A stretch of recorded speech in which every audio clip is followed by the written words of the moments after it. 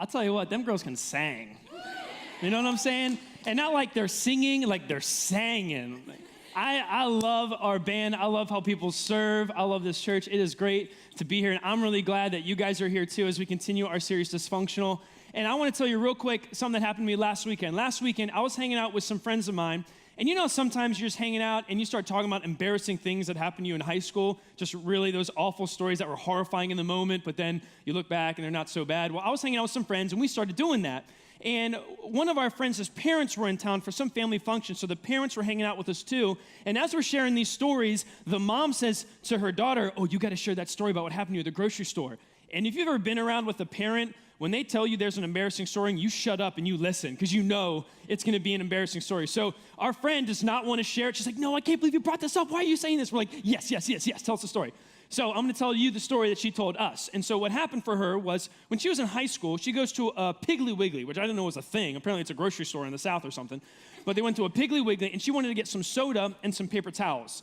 And so she's going, and the moment she walks in, there's a woman that catches her by the eye, and she starts looking at her a little weird. And for the first couple minutes she's at the grocery store, this woman starts following her around. And it's really awkward and kind of weird.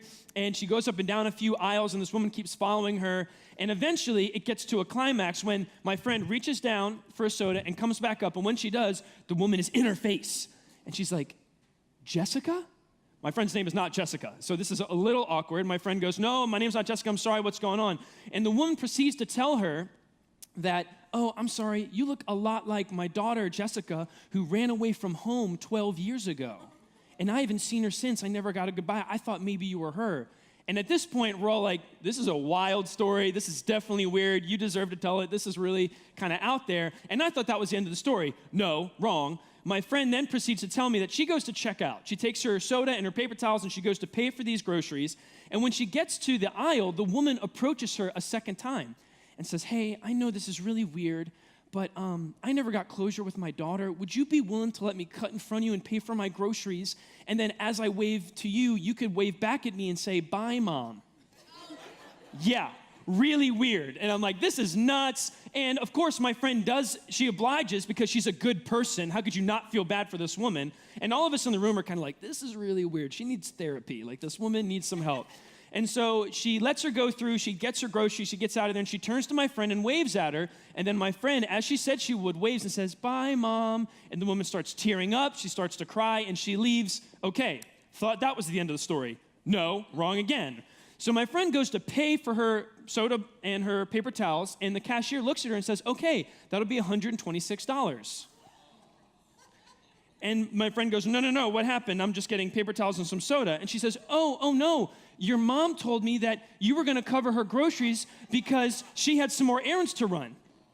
And I'm like, oh snap, it just got real. Like, I couldn't believe it. We're all on the edge of our seats. Like, this is the worst thing ever. I can't believe you fell for this. So my friend decides, screw it, I'm not paying for the paper towels or the soda, I'm getting out of here. And so she starts walking. And the manager gets in her way and is like, "You're not leaving, you got $126 you owe us." So she forcibly gets the manager out of the way, and as she does, she falls over, and then she says this, "So I'm trying to get out of here, and the manager starts pulling on my leg, like I'm doing to you right now." The whole thing was a lie. And apparently this is like some joke you do to people. Some of you knew this was coming. Apparently this is like some joke. And remember, the mom is the one that brought it up. So this must be like some sick game they play at parties. I was so captivated, and the whole thing turned out to be a lie. I thought she was a sucker for falling for this. I'm the sucker. I'm the one who fell for this. And I tell you that story because today we're gonna talk about lying. And I'm not talking about telling them stories or telling a joke. I'm gonna talk about our culture of lying and how it relates to this topic of being dysfunctional. Because let's face it, we all have really messy relationships, sometimes with a family, sometimes with a friend, sometimes it's with an ex, whatever it is, we all have dysfunctional relationships. And part of the reason things get so dysfunctional is because of this culture we all live in when it comes to lying. And so today, I wanna talk about what does it mean to be people of our word. And see, the thing is, whenever I have the honor of getting to be up here on stage, and I consider it an honor to be here because I don't know about you, but I think we have one of the best leaders and the best preachers around, and our lead pastor, Carl. So just the fact that I get to be up here where he stands usually feels like a big deal to me, and it is an honor to be here. And when I get the chance, I always try to do a couple things. I love talking about the unique truths that the Bible tells us. I love talking about how Jesus literally changed history forever in just about 30 years of life. But something that matters to me a lot is that we discuss things that are actually applicable to your life and help you experience the things that Jesus promises for you when he talks about giving you life to the full. And so when it comes to telling the truth and lying and stuff like that, the reality for us is that I want to talk about things that are really going to impact you, things that actually make your life better. And one of the weird things about lying is that sometimes we feel like lying keeps us from being dysfunctional. We feel like lying to someone helps us not be in a dysfunctional relationship. You may be saying, hey, if I told that person my honest feedback, things would get dysfunctional. But I think that thinking in and of itself is a lie. And that's something I want to address today, because the truth is, for some people here, there is someone in this room or a guy at our church who maybe struggles with looking at stuff online. And he's afraid to tell his girlfriend or his wife, and so he pretends like he's living in a healthy place. He acts like he's keeping things functional by not bringing it up, but in reality, he lives in secrecy and shame and fear of getting caught. And what I want to say is, if that's you, that can't be the best life possible. Truth is, there's probably a woman in our church who racks up the credit card debt without her husband knowing. And by her not bringing it up, things are okay at the dinner table. Things are fine. Everything's good at home. But deep down, she lives in secrecy and fear of what's going to happen when he finds out. And what I want to say is that can't be the best life possible.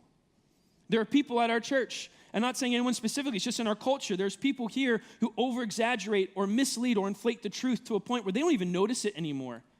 And if that's you, that probably means that there's some self-worth issues that you got to deal with. And if you don't, it's going to continually drag you away from the peace and the hope and the rest that Jesus wants to bring you. The truth about lying is that it hurts. And for a lot of us, we don't see it at first, so we think it doesn't. And another thing that's going to hurt for us today as we talk about lying is that it's going to hurt to correct ourselves, because we're also prone to it. We're prone to over-exaggeration and misleading and self-protection. And when we talk about lying today, I want you to know, I'm not just talking about the Tiger Woods and Anthony Weiners and Richard Nixons of the world. I'm talking about the real, subtle, potentially toxic stuff that we're all susceptible to. And let's be Mosaic. Let's be real together. One of the things that we're all susceptible to is over-exaggeration. And this I'm right there in there with you. But for whatever reason, especially in our culture, we exaggerate things by making things sound better than they are or sound worse than they are, depending on what we want. And a great example that I experienced with this was about a year ago, I was going to the gym for the first time in my life. And I was putting on weight, like the good kind of weight. And a friend came up to me and said, man, you look like you've been lifting. How much do you weigh now? And I remember I had just become 180 pounds. And I was really excited about weighing 180 pounds. But when he asked me how much I weighed, I told him I weighed 182 pounds. Why do we do that? Why do we lie about these small, inconsequential things? And it's true. You know this is true. Sometimes we lie to self-protect ourselves, or we lie to mislead someone for a professional or social goal, but we're all susceptible to lying. And I know what some of you might be thinking right now. You might be saying to yourself, Jonathan, you should be happy I'm here. I'm going through depression right now, and it's a miracle I even got out of bed. Or there may be someone here whose marriage is going down the toilet, and you're saying, you're telling me I have to worry about some over-exaggeration when all these things are falling apart around me. And if that's you, I'm going to ask you to come alongside me for the next few minutes to look at what Jesus has to say about lying, both the big ones and the small ones. Because if everything else in your life gets better, when you hand it over to Jesus, there's a chance that your life is going to get better in this area too. The question I want to tackle is, how do we become people that really value truthfulness when our culture simply doesn't?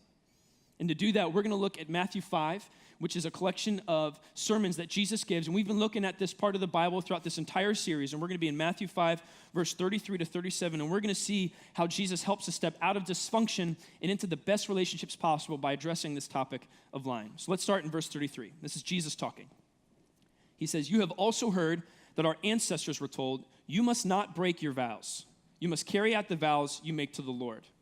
But I say, do not make any vows. Do not say, 'By heaven,' because heaven is God's throne.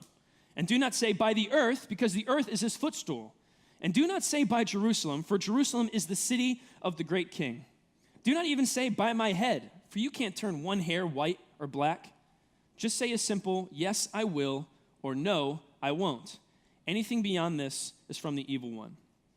Another translation of this final verse I really like puts it this way. It says, "But let your word, yes, be yes, and your no, be no."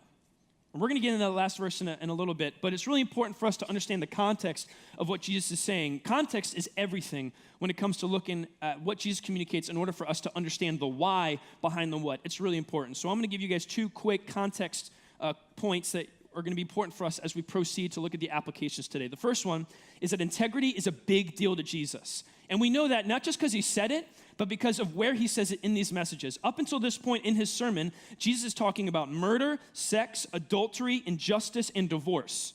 And so he says these things, and then what's next on the docket? Telling the truth. And because it follows all these major topics, we know that truthfulness is a really big deal to Jesus. And the thing is for us is that violence and impurity and injustice and robbery are far more startling to us because of how our culture has been affected by untruthfulness. How many of you remember this guy?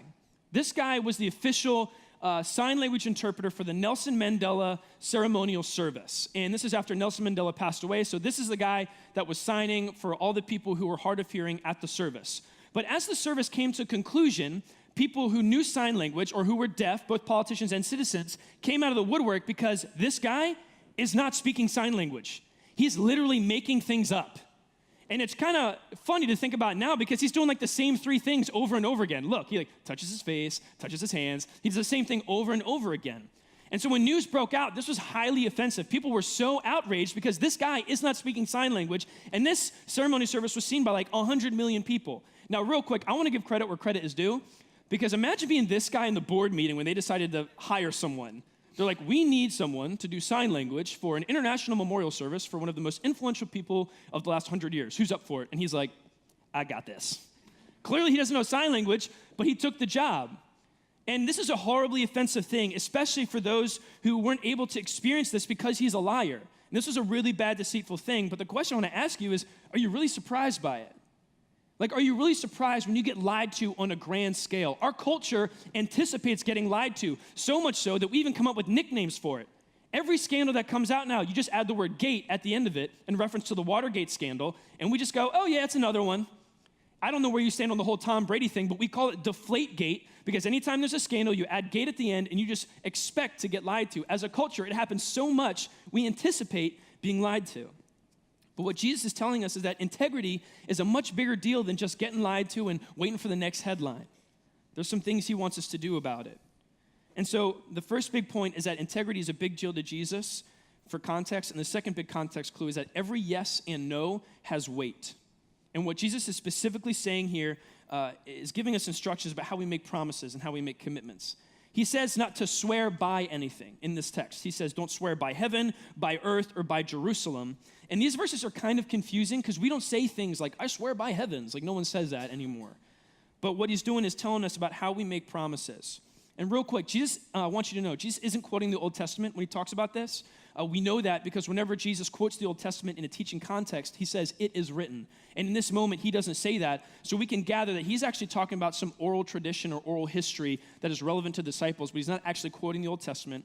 And it's also important to note that Jesus isn't saying that we shouldn't make vows at all, but he's talking about what we're making vows to. We see Jesus talk about commitment and promises in the context of marriage, so we know that he encourages us to make vows. But what he's saying is that we shouldn't be making vows to things. And here's what he means. We've heard people say, I swear to God, man, I didn't do that. Or I swear on my family, I'll come through. As if to say that your truth or your promise is somehow more significant because of what you're swearing to. But Jesus is debunking this thinking. He's debunking this way that we make commitments. And here's the big reason. There are not varying degrees of truthfulness. That's what he's getting at. There are not varying degrees of truthfulness. If I commit a vow to my wife and I say, I will never leave you, I'm going to stick by your side no matter what, and then I leave her, it's a far larger and more significant break of my commitment with her than it is if I back out of coffee with you. So there are varying degrees of commitment, but there are not varying degrees of truthfulness. And here's the reason why. An oath, a vow, or a promise is what we can call an observed commitment. It means when someone observes your commitment. It requires a second or third party in order for it to have the accountability responsible for something of that weight. But what Jesus is saying is that instead of swearing to this or to that as a means of adding accountability to your yeses and your nos, what Jesus is saying is that everything is observed. And because everything is observed, that means everything is held accountable by the one that matters, and that's God. And so because every yes and no is observed, that means every yes and no has weight. And when we see in verse 37, it says, let your word yes be yes and your no be no. That means every yes and no has weight because it is observed by the one that matters, and that's God. And I don't know about you, but if that's true, then that forces me to put a lot more emphasis on when I say yes and when I say no. And so to help us today get out of dysfunction into the best relationships possible, I want to give you 3 applications that are going to help you experience this right now. They're not going to be super easy. They may even be a little messy at first. But when you do what Jesus tells you to do, I believe life gets better. And so I want to give you these 3 applications. If you're not taking notes yet, I encourage you to grab that pen, grab that program, and start jotting these down. There's going to be 3 quick things that you can do that help you step out of dysfunction and into healthy relationships. The first application today is say what you mean. Say what you mean. We are all prone to making our relationships way more complicated than they need to be. We tell someone something, but then we're afraid they can't handle our opinion, or we think we're going to hurt their feelings, and we feel like we're being kind to them. So we'll say one thing, but we'll mean another. And what Jesus is telling us here is that we need to say what we mean. Our own culture is sick of politics because people so often say one thing and then mean something else. That's why we're tired of it. It all feels like a game to them. But Jesus is showing us the simplicity and the necessity of simply saying what we mean. And don't get me wrong, we all experience dynamic situations and relationships. We've all got dragged into that family conflict where we're at odds with a relative, or you've offended someone that you didn't really mean to, but things got messy. But what Jesus is saying is that if you want to experience healthy relationships, no matter how complicated things get or how dysfunctional something gets, what you can do, what you can focus on, is simply saying what you mean. And that's your first application today. And the action step to go along with that, if you really want to embrace this, and you want to action step, and you want to say, Jonathan, I want to start doing this today, what can I start doing? The first thing you can do with this application is correct quickly. Say what you mean and correct quickly. Whether it's an exaggeration, self-protection, or misleading, whatever, if we're going to be people where our yes is yes and our no is no, we need to be willing to correct quickly when what we say isn't what we mean. If you say something that isn't what you mean, you need to correct quickly. That's a great way for you to experience this first application. And I'm talking about the times when maybe your friend says, hey, how much did you spend out with your friends last night? And you say, about $40, when you knew you spent 48. It's a small little difference, and it's a lie that you're telling, and it feels inconsequential, but it's the tip of the iceberg for something Jesus is getting at. If this is in my context, if my wife asked me, how much did you spend out with the guys? And I said $40, and I know I spent 48, if I'm gonna do this action step, what I need to do is say, baby, you know what? I told you I spent $40. I actually spent 48. I don't know why I said that. Will you forgive me?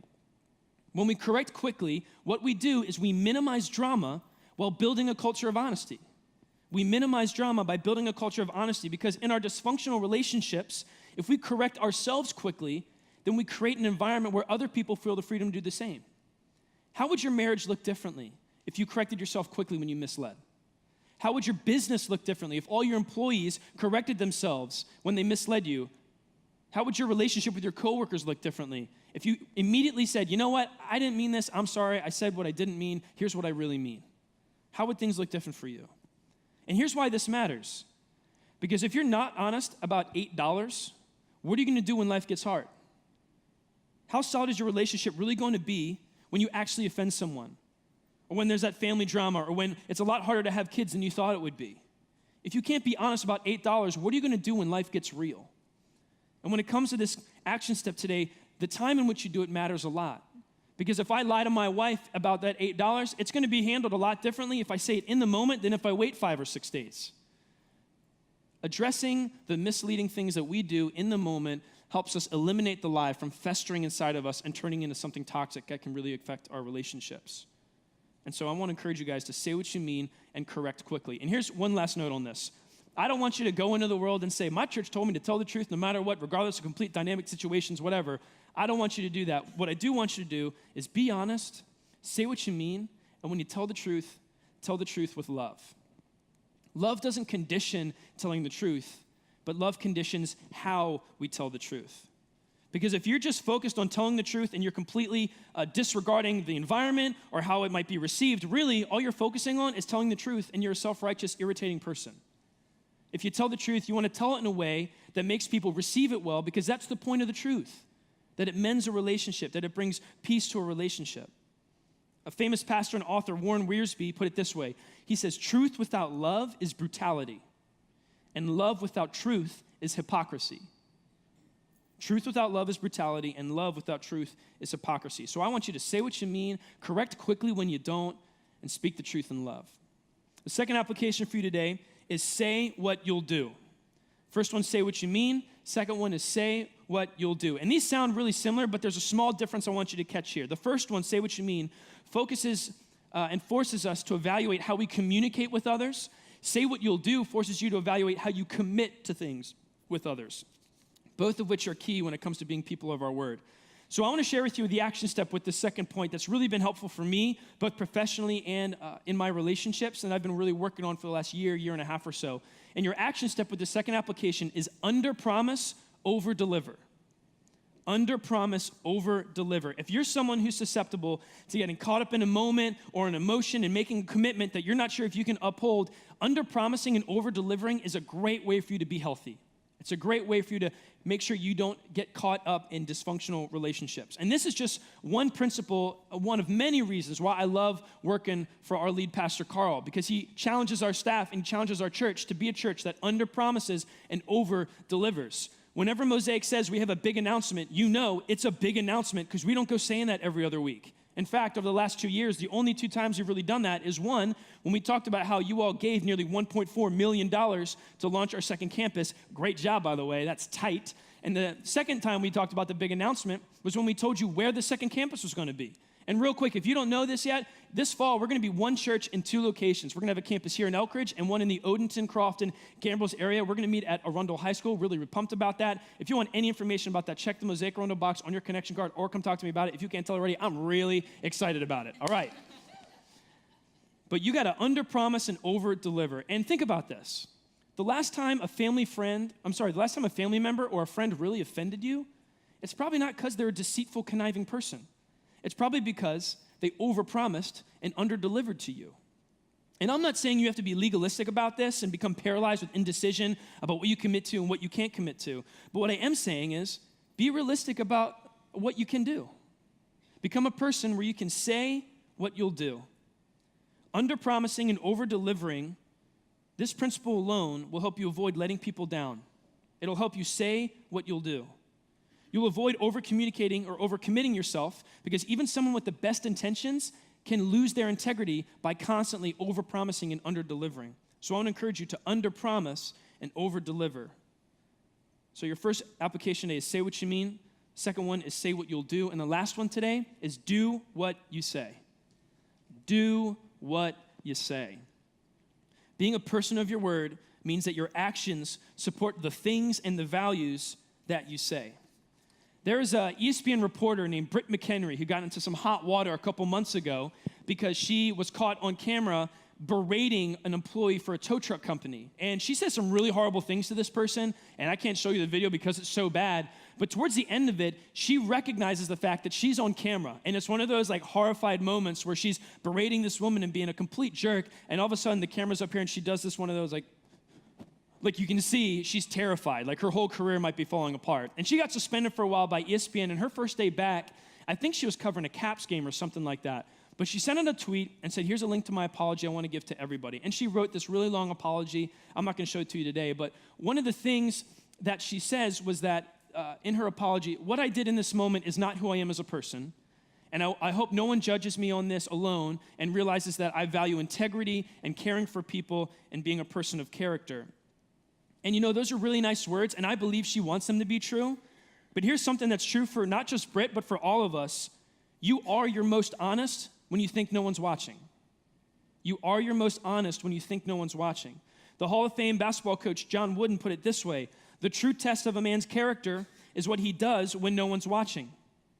You are who you are when you think you're alone. And this reporter, unfortunately, in this moment, showed us something that was true about herself when she thought no one was watching.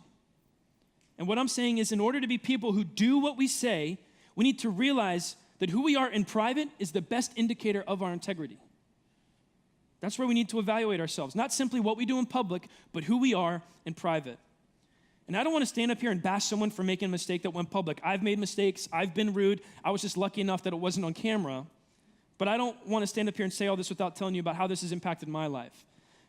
My wife, Stephanie, is the best. She's the best. If you know her, she's the best. And she loves me a lot. I'm very blessed to be married to her.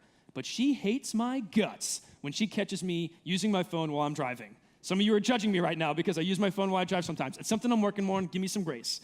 But about 3 months ago, my wife sat me down, and she gave me the business. Guys, you ever had like your girlfriend or wife sit you down and just rail you for something that you knew you were guilty of? Like it was just your fault. You just had to take it like a sad puppy. You're like, yes, ma'am. Yes, you were right. She gave me the business, and she cast vision to me about why I need to stop and how dangerous it is, and I got it. I was like, yes, okay. I committed to her. I said, I'm not going to use my phone and drive anymore.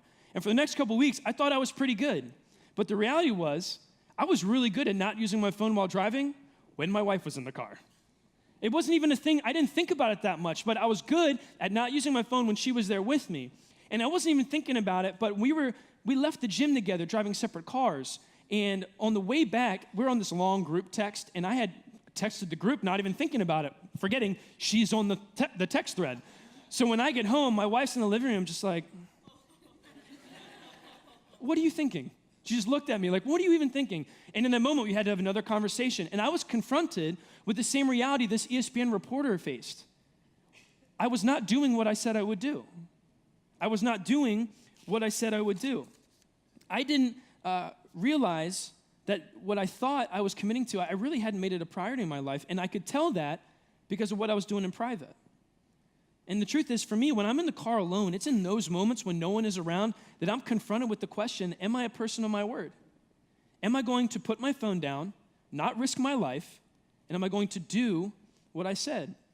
I want to stop using my phone and driving, one, because it is really not safe at all. Like, it's worse than texting and driving is worse than drinking and driving. So I know I need to stop. But the second main reason is I want to be a person of my word. I want my wife to know that when I commit to something with her, that I'm going to do it. And so for us to let our yes be yes and our no be no, we need to know that it is our privacy that indicates our integrity. All that begins with how we act in the quiet, abandoned moments of life. And if you want to understand integrity and have your heart moved towards truthfulness, all you need to do is look at what Jesus does when no one's watching. He upholds this application perfectly. In the Garden of Gethsemane, right before his trial and crucifixion, all his boys, all his disciples are asleep. They didn't even know what was coming. He tried telling them about it, but there were some thick dudes, so they didn't get it. So Jesus is in the garden, and up to the point where he's sweating blood because he knows what's coming. He knows the pain. He knows the punishment he's about to endure. When no one else is looking, here's what he does. He says, Heavenly Father, I don't want to do this, but it's not what I want, it's what you want, and I'm going to do what you tell me. And if you look at Jesus dying in the dark for you when no one's around, you'll be able to live in the dark for him when no one's around. If you look at Jesus dying in the dark for you when no one's around, you'll be able to live in the dark for him when no one's around. And it's what he did in that moment and his faithfulness to us, and that's why we celebrate communion. That's why we celebrate as a church that Jesus gives us hope. And so in just a minute, we're going to celebrate communion. We're going to pass a tray down your row with a stack of cups. One cup will have some bread that represents Jesus' body, and one will have some juice that represents his blood. And I want to encourage you to take that stack to eat and drink and think about the reality that Jesus changed your relationship with God. He made it possible for you to have a relationship with him. And it wasn't because he was just some good guy, but it's because he said, I'm the way to eternal life. I'm the way to have a relationship with God, and I'm going to die, and I'm going to prove to you I am who I said I am by coming back to life. Jesus beat death so that you and I can have life, and not just later down the road, but starting today. And we're going to celebrate that together when we take communion. But Jesus kept his word, and we're because of that, we're driven to be people who keep ours. I want to encourage you guys, myself included, I'm in this with you. Say what you mean, say what you'll do, and do what you say. And the final application today that we've been driving home throughout this whole series is rely on grace. Rely on grace. When I lied about weighing 182 pounds instead of 180 pounds, why did I do that? Why do we lie about small, inconsequential things that feel pointless? Well, I think I did it because I was afraid of being seen for who I really was. I was afraid and insecure about my accomplishment up to that point, so I lied. And listen, I know throughout this message, there might be some of you here who are saying, Jonathan, it's not a big deal if I lie about my weight or about my mile time or about my salary, about some past accomplishments I had. And you know what? You might be right. Maybe no one got hurt. Maybe no one knows and it's not that big a deal. But the truth is, deep down within ourselves, we lie because we feel as though if someone saw us for who we really are, they'd turn away from us. We're afraid that people won't want to or can't handle our brokenness and our imperfection and how jacked up we are. And so we lie. We lie because deep down we're insecure and afraid about who we really are when it's all laid out on the table. And the only way to become secure, the only way to really embrace truthfulness is to know that there's a God who sees you as you fully are and says, I love you no matter what. And that's grace. Jesus sees you as you fully are, all the mess too, and says, man, I love you no matter what. When it comes to grace, one of my favorite authors, Philip Yancey, writes that God loves people because of who God is, not because of who we are. And some of you are thinking, man, if this is Christianity, I don't want to be a part of this. I can't tell the truth this much. How can you expect me to do this? And what I want you to hear me on today is that your relationship with Jesus is completely independent of your ability to do this. It's actually independent of your ability to be perfect at all. And that's great, and that's grace. I don't know how you can be comfortable with your own brokenness, how you can be honest, how you can truly be a person of your word, unless you know that there's someone who sees you as you fully are and says, I still love you no matter what. It's not your record that redeems you, it's repentance, and it's grace. And so ultimately, the only honesty you need to do today is to recognize you're dishonest. And when you do that, you get to experience what it says in Acts 13:43, that you can rely on the grace of God. So say what you mean, say what you'll do, and do what you say.